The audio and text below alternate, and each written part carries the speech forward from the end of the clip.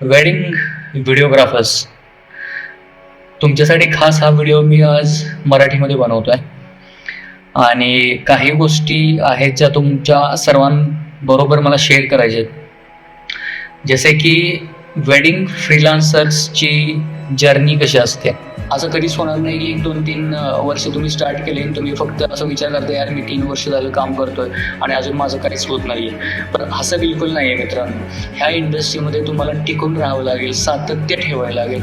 त्याच वेळेस तुम्ही ह्या इंडस्ट्रीमध्ये पूर्ण मोडून जाताल. एकदा तुम्ही ह्या इंडस्ट्रीमध्ये मोडून गेला की तुम्हाला त्यातल्या बारीक सारीक गोष्टी एकदम कळायला लागते की बाबा प्रत्येक वेडिंग ही वेगळी कशी असते, प्रत्येक कपल हे वेगळं कसं असतं.